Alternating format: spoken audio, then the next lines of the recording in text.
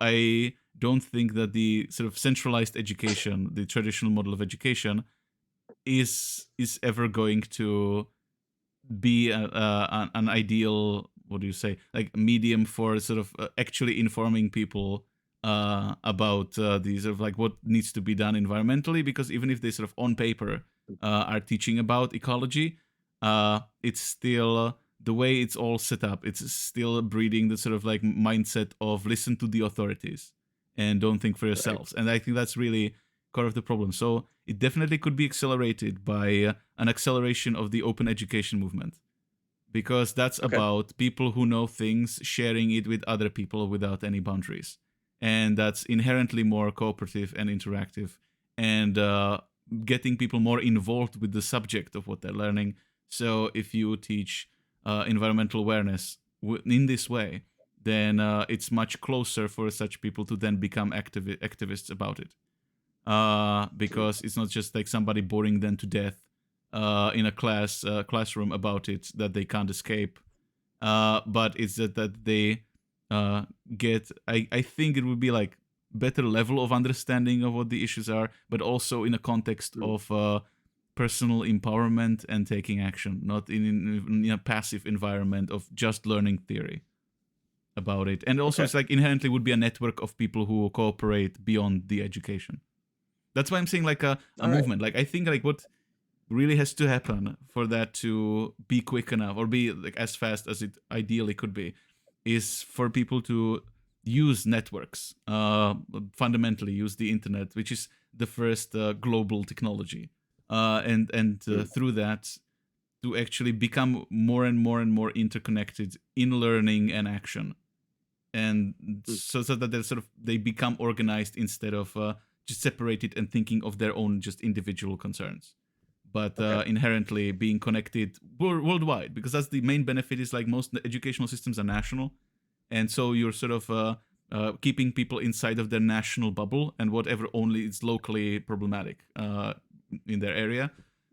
Open education is also inherently global, meaning that if you have a friend from a country who's like teaching you, I don't know, English, doesn't matter, who's like living on an island that's disappearing because of the rising tide, Mm. then you are much then you are directly impacted, even though you live at the other side of the world. So it's really, I think the Mm. problem is like that many people who have been brought up in traditional education expect somebody to save them from on high, and that's just, I Okay. don't think that's the mentality which will push the elites to do something.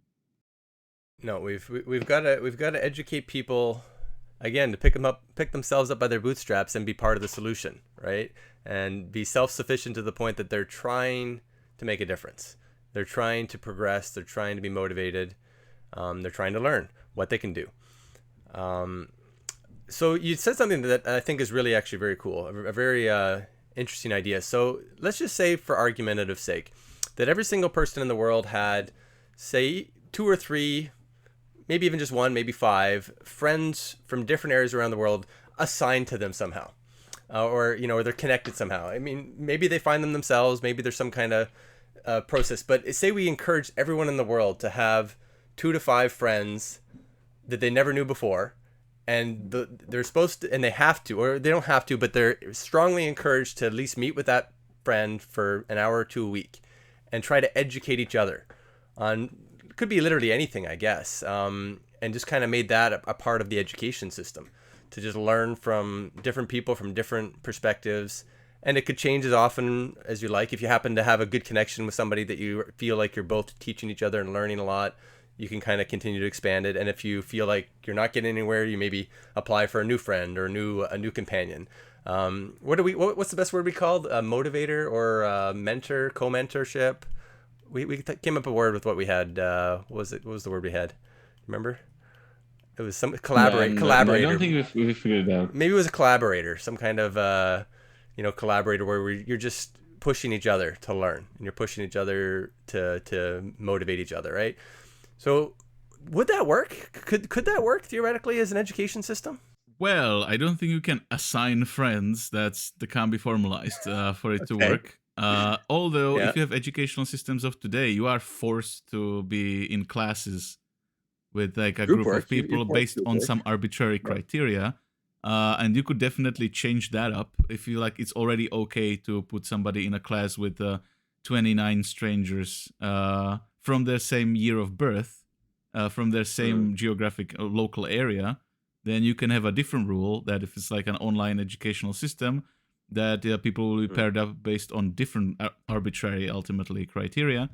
So it's not, the expectation is not that you will definitely become friends, but I think this something like this, I've seen it done when I was at my first debating tournament. Actually, there was a people like the mainstream sort of like, because like in people like I don't like to use racial terms at all to describe like Czech groups in Czech Republic, because I sort of hate that about America, that they're just racializing everything.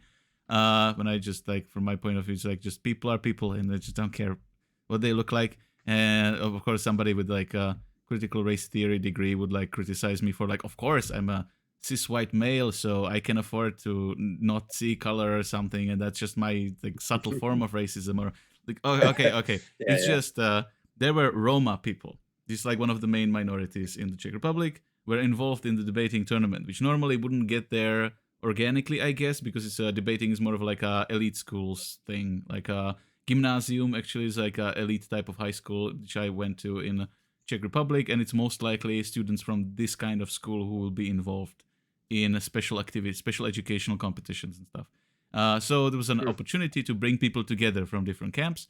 So in your like first attempted debate, you got assigned a team from like two people, like two sort of from the mainstream population people and one Roma person, so that you can just like then prepare debates with them and just debate them, so that you ideally see that it's just a normal person, that like anybody else could have been in the team, wouldn't make any difference. And for me, like in my experience, it worked completely fine. It wasn't like because like this was the racist expectations that like the Roma people are supposed to be less intelligent or just more like have a more aggressive temper, or just like, you know, the standard, you know, racism stuff. It's just that you then in these situations, like only through directly engaging, it doesn't have to be friendship, but only like educational activity is like a good kind of activity to do so. If you're like engaging with the person from a different group that you might have some stereotypes about, then you will make at least an acquaintance from that group that you have accomplished something together with, that you will see that there have to be at least some people in that group who are completely normal and fine, and therefore would make you less antagonistic toward the group as a whole, and like more open-minded about me encountering another, let's say in this example, Roma person in the future. And for instance, sometime after that, I was doing some sort of construction work. We call it brigada. It just means that they like sort of like young people doing some kind of job, do the summer job or something like that. So we're doing that, and there was again I was assigned to work with a Roma person who was like sort of looked stereotypically like sort of like buff and like with tattoos, and because I guess he was in jail or something like that. But he was just completely fine. It was like a working, like hardworking person who was mild-tempered and reasonable, who even like, because I was thirsty, sort of gave me a bottle of water or something. It's just like completely fine experience. And then like at some other time, I had experience when I was stopped with some like two Roma teenagers who tried to, when I was in high school, who tried like to take my lunch. So there was sort of the bullying stereotypical situations. And in that case, like sure, I guess, you know, some people from that group are bullies, some people from that group are smart, some people from that group are not that smart.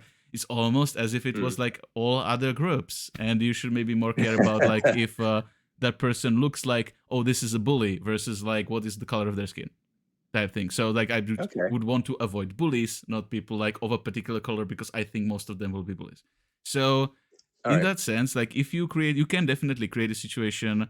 It's just like there will be a lot of people, like there will be resistance against that, and some, of course, like the white nationalists, or even like just like vaguely racist people would hate that and would try to win elections, like with like create a new party which would be on the platform of like, you want to make us all Roma friends or something like that, like it always happens, and actually kind of has happened in Czech Republic to some extent against the European Union.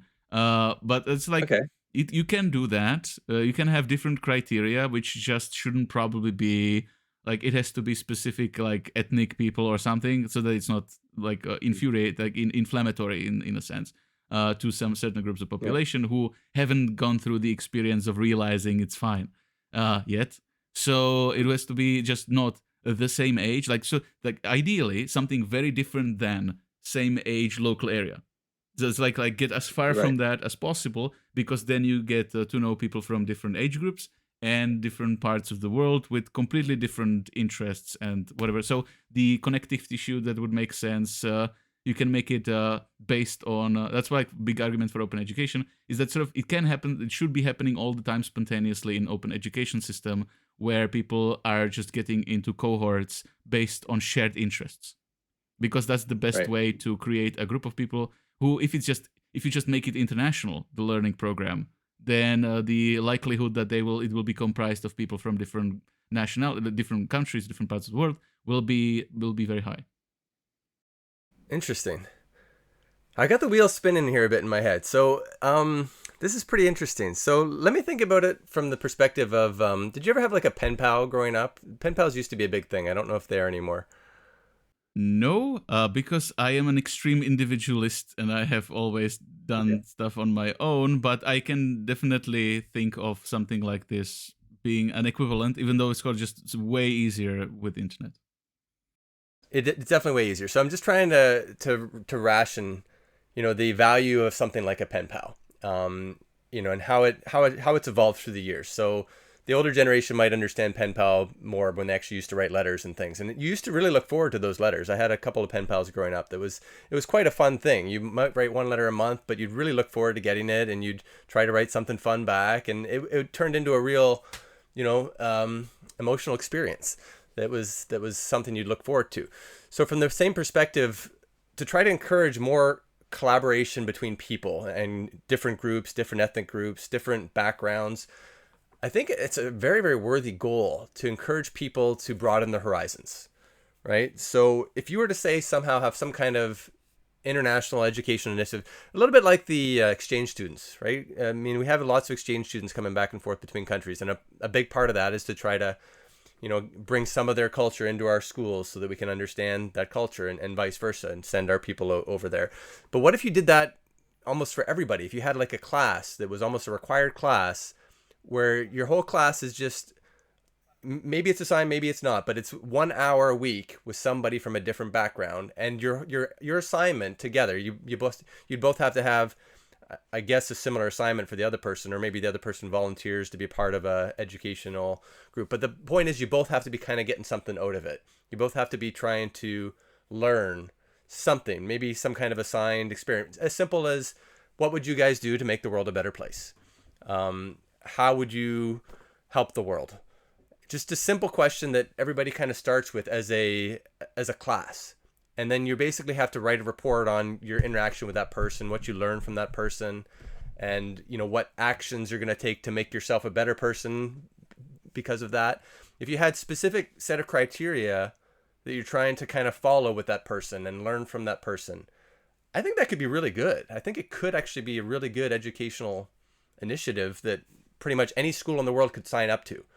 Whether it's university or high school, or even elementary school to some extent.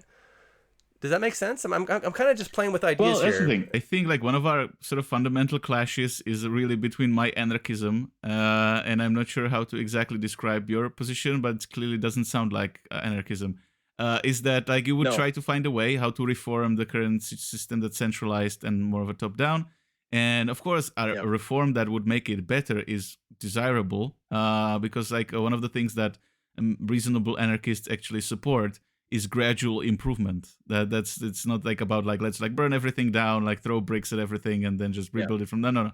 It's just like, if you could like somehow rescue or reform the current system to make it better with initiatives like this one, that like okay, as long as we're mandatorily making people putting them in groups and making them do some sort of educational activities, we can just do like the mandated activity could be something that's actually much more constructive and helpful, and with greater chance of allowing them to learn something useful. Like, for instance, like if the groups were, to some extent at least, you have some sort of educational situations in which the mandated task would be has to do an assignment with a person from a vastly different area of the world, because just like the only change that would happen was that, okay, let's just not make the educational systems like nationally segregated, but make them just like similar structurally to what they are now, but truly make them a global educational system, for example. That would be something where we have these situations. I just there's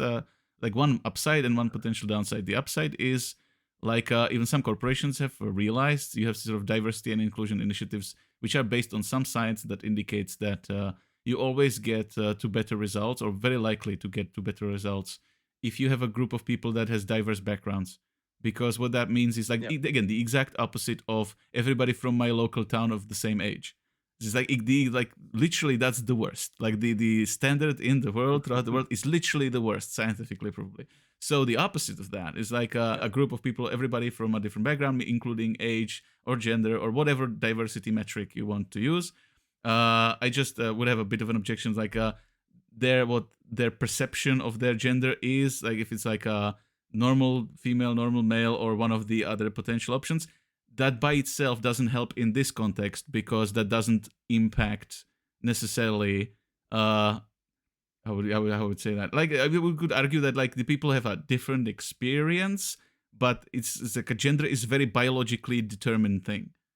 Even if you believe that you have some sort of like a specific variation on or version of gender. If like let's assume that all of those exist, and in that sense, like anybody can identify like one of like let's say 16 options.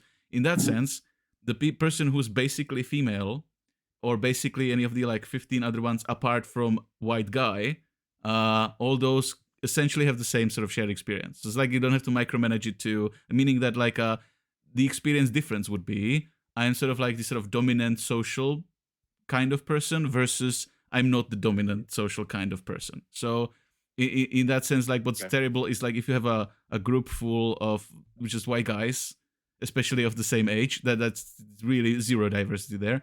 But if you then had like a group of just like all women, or like all people who are focused on their gender identity, and that's being the formative important thing, that they don't share the normal view of gender, whatever their specific variation of it is, then like they all essentially don't have much diversity among themselves also.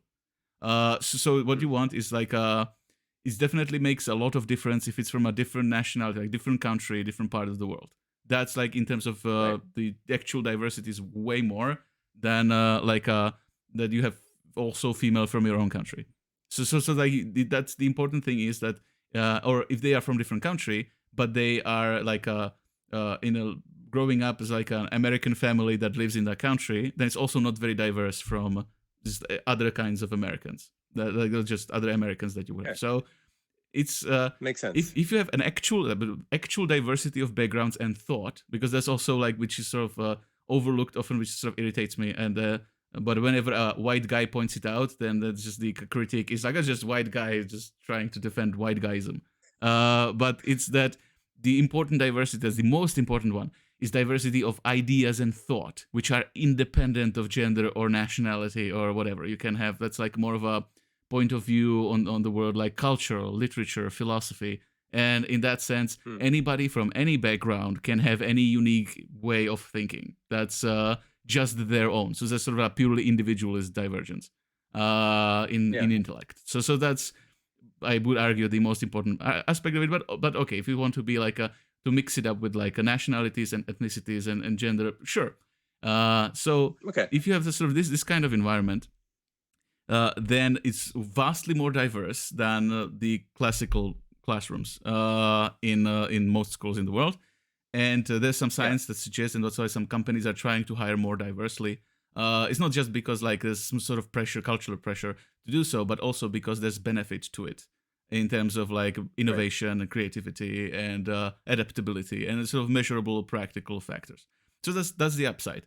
The downside is you must be very careful not to make it look like some sort of a mandatory cultural indoctrination, meaning that like there are these opponents to something that they would call multiculturalism as a whole, and that's usually people who would hate being forced to be in a classroom with people from other tribe. Essentially, is what that means. Is that they would prefer that there are people who would prefer to be with their own.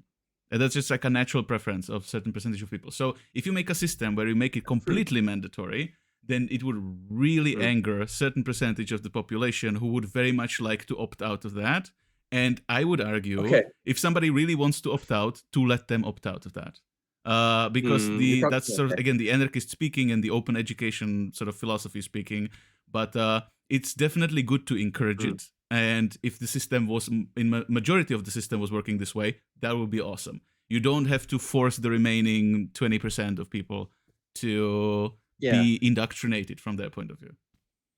That's very interesting. So I think if it were to work well, though, say you made it optional, say it was a good worldwide optional program that any school could opt into as part of their social studies class. Let's just say it fits very well into a social studies environment. I think we take it in grade 9 here usually. It's kind of a required course to take some kind of business social studies course where you're really just about trying to figure out how society works, right? How governments work. There's a little bit of that, I think, in most high schools, I'd imagine. So something like this would probably roll into that very well as a once a week, hour a week kind of thing where any social studies class around the world could sign up for it and get matched somehow. You know, maybe you answer a questionnaire and they try to match you with somebody who's different from you that has different perspectives or different ideas. And then they give you a certain number of questions and goals to talk about. And you do some kind of project together, and you have some kind of output at the end that says what you learned and what kind of solutions you came with. So to put a word to it, I'd call it something like worldwide personalized collaboration to solve big problems. Could be something simple. It's just I wouldn't necessarily limit it to a social studies context because it's I think actually it's ironically, paradoxically, it's less effective when the content of the project that people cooperate on is about the diversity that they're supposed to experience. I think actually it's working better when you like have a program where you could get put into a class that's composed like this, but then to be doing any kind of learning or projects. Because it would be like sort of not that it's because then it's also making it look less ideological.